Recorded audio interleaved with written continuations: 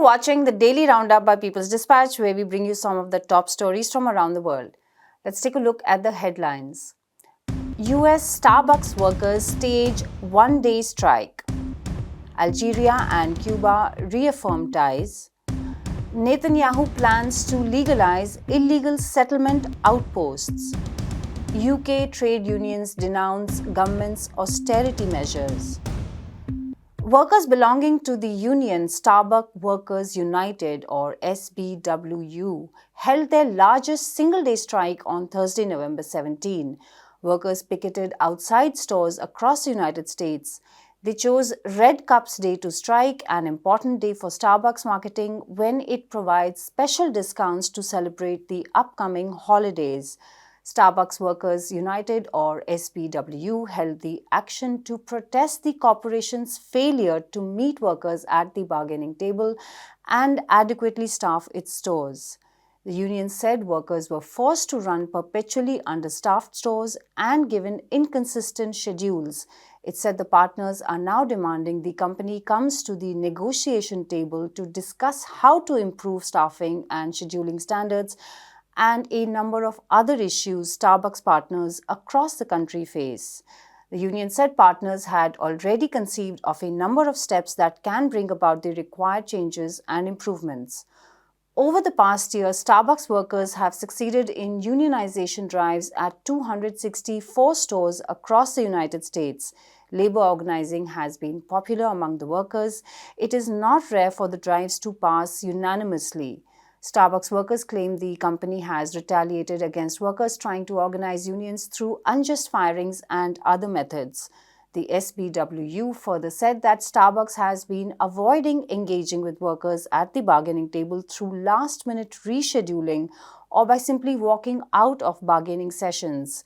SBWU claims that the National Labor Relations Board, the government body that resolves disputes between workers and bosses, has filed 39 official complaints against Starbucks for over 900 violations of labor laws. The president of Algeria, Abdelmadjid Tebboune, and the president of Cuba, Miguel Diaz-Canel Bermudez, on November 17, Thursday, reaffirmed friendly ties between the two countries and resolved to strengthen and expand cooperation in various fields.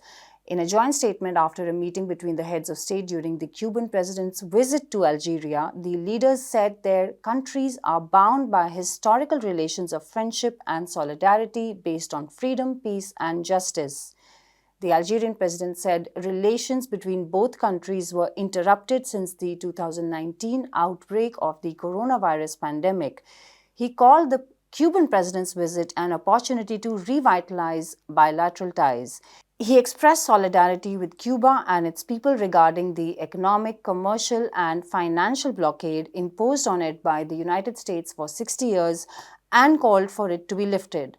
The Algerian president announced the cancellation of interest on debt owed by Cuba to Algeria and postponed debt repayment to a later date. Further, Algeria offered to donate a solar energy plant to Cuba.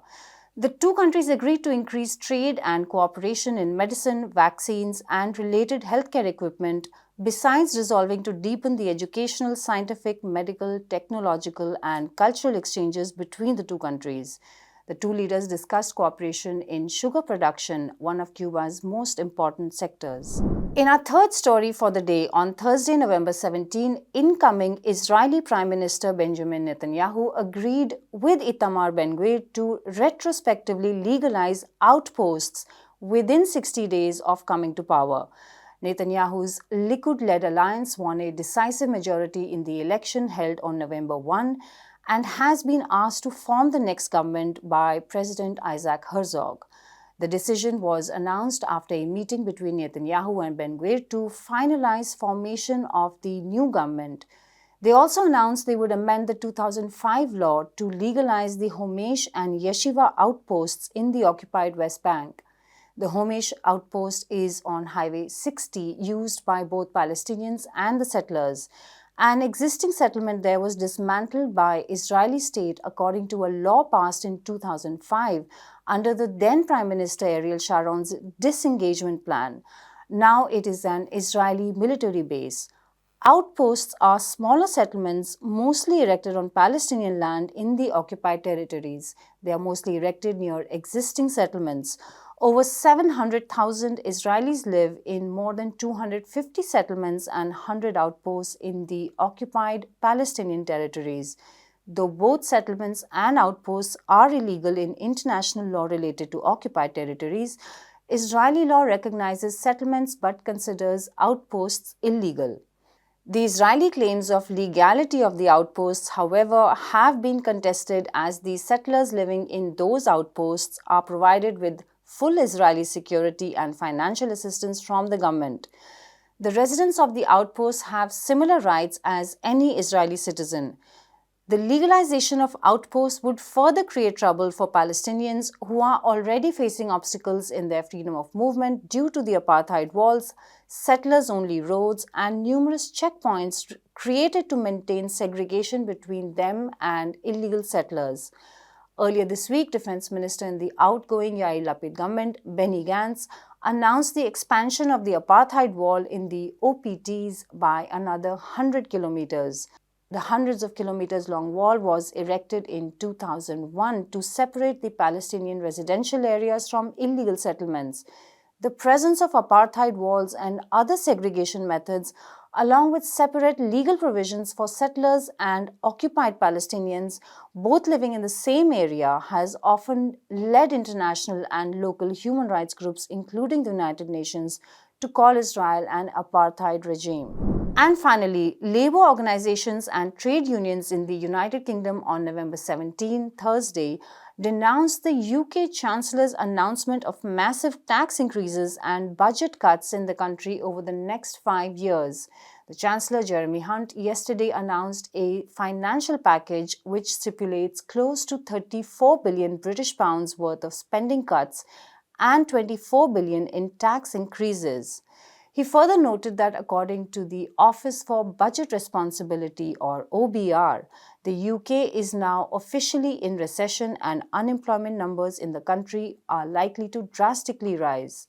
According to the current estimates, these measures, along with the current rate of inflation which continues to rise steadily, around 500,000 people face becoming unemployed.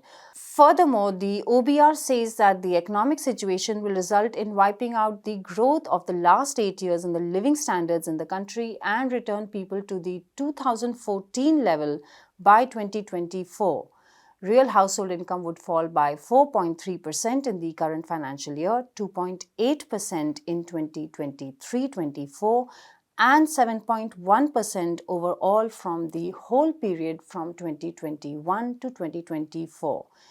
The Chancellor justified the crippling economic measures he has announced by saying that the dire economic situation in the country was a result of the Russian invasion of Ukraine. His claims were, however, dismissed by multiple trade unions, which said that the recession was made in 10 Downing Street, the UK Prime Minister's residence. And they highlighted the fact that most of the tax hikes and budget cuts are targeted towards the working class, the middle class, and others, while the super rich have once again been let off the hook. They accused the government of steadily reducing the wages of British workers while allowing bankers and other top corporate executives unlimited bonuses. Several unions in the past few months have already launched strikes and other industrial actions to protest the cost of living crisis, inflation, low wages, among other issues, and blame the Conservative UK government of ignoring the workers' demands and aggravating the crisis. Following the news of the economic measures yesterday, unions once again warned the government of more large-scale and intensified strikes if the government does not do anything to address the issues and the demands of workers across a wide range of sectors in the country who have been suffering the worst effects of the economic crisis. And that's all for today's episode. For more such stories, visit our website peoplesdispatch.org and follow us on Facebook, Twitter, and Instagram.